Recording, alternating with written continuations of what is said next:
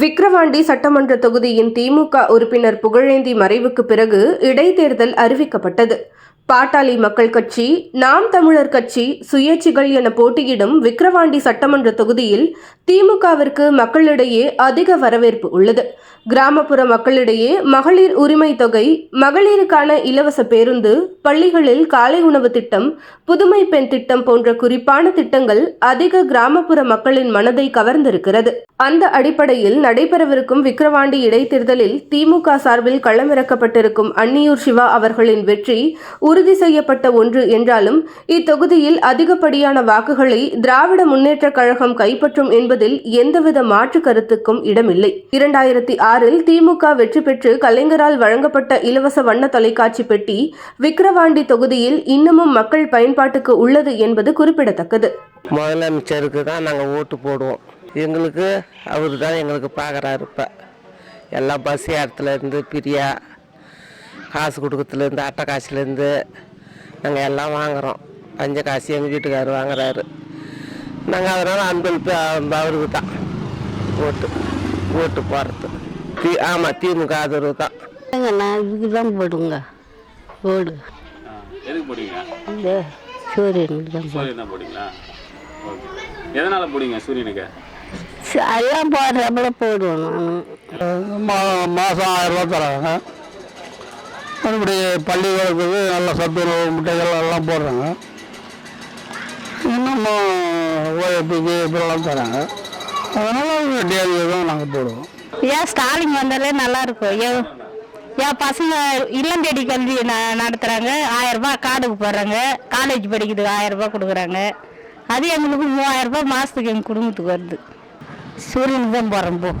சூரியனுக்கு தான் ஓட்டு போடுவோம். நான் சூரியனுக்கு போட போகிறேன். சூரியன் அட்டை காசு 1000 ரூபாய் தராங்க. இந்த பஸ் வசதி, எங்கள் பொண்ணுக்கு கல்யாணம் நடந்தது, இப்போ காசு கொடுத்தாங்க. பெரிய பொண்ணு டீச்சருக்கு படிச்சிருக்கிறாங்க. அது மாதிரி சில வசதிலாம் இருக்குது இந்த கட்சியில். அதனால இதுக்கு போடலான்னு இருக்கிறோம். சூரியன் கட்சி எதனால் சூரியன் கட்சி வரணும்னு சொல்கிறீங்க? அது அந்த நாள்லேருந்து பழக்கமாகி போச்சு. பென்ஷன் காசுலாம் வாங்குறீங்களா? பென்ஷன் காசுலாம் வாங்குறீங்களா? எவ்வளோ வாங்குறீங்க? 1000 ரூபா மாதம். அதனால் வந்து உதயசூரியன் வரணும்.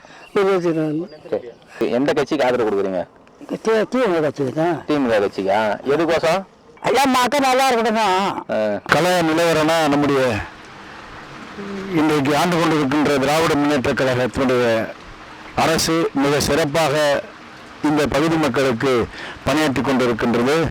மறைந்த முன்னாள் சட்டமன்ற உறுப்பினரும் ரொம்ப சரியாக இந்த பகுதி மக்களுக்கு அடிப்படை வசதிகள் அனைத்து செய்து தந்திருக்கின்றார். அது மட்டும் இல்லாமல் நம்முடைய தமிழகத்தினுடைய வரலாற்று முதல்வர் அண்ணன் தளபதி அவர்கள் நம்முடைய இந்த பகுதி மக்களுக்கு குறிப்பாக சிறப்பாக சொல்ல வேண்டும் என்றால் நம்முடைய மகளிர் உதவித்தொகை கொடுத்துருக்காங்க. இங்கே உள்ள மக்களுக்கு கட்சி பாகுபாடு இல்லாமல் இந்த விக்கிரவாண்டி தொகுதியினுடைய வாழ்கின்ற அத்தனை மக்களுக்கும், அனைத்து பகுதி மக்களுக்கும் நம்முடைய அந்த மகளிர் உதவித்தொகையை வழங்கியிருக்காங்க.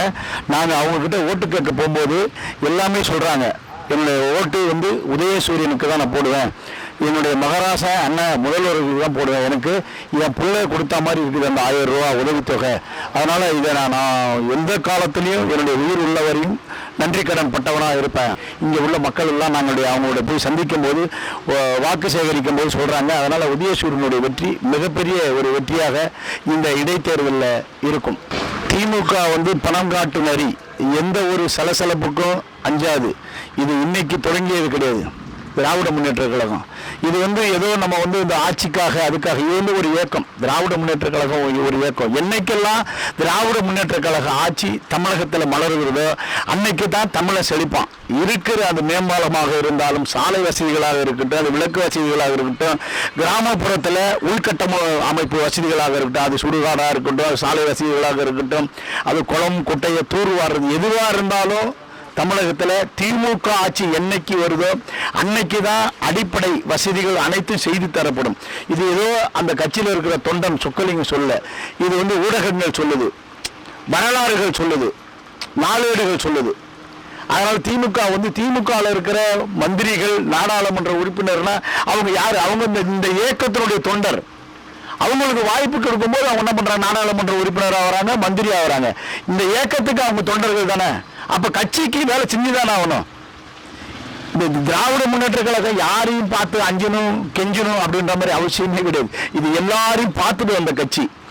அதனால யாரை பார்த்தும் பயப்படாது. ஆனா திமுக மேல எல்லாருக்கும் ஒரு பயம் இருக்குது. கொடுப்பவன் கெடுவதில்லை, கெடுப்பவன் வாழ்வதில்லை. விழுந்தவன் மீண்டும் எழுவான். எழுந்தவன் என்று மம்மதையோடு ஆணவத்தோடு அகந்தையோடு நினைக்கக்கூடியவன் காலத்தால் விழுவான். அவன் விழுந்து எழுந்து தெம்போடு திராணியோடு நின்று கொண்டிருக்கின்றானே, அவன் காலை பிடித்துதான் இவன் அழுவான். அந்த காலமும் வரும்.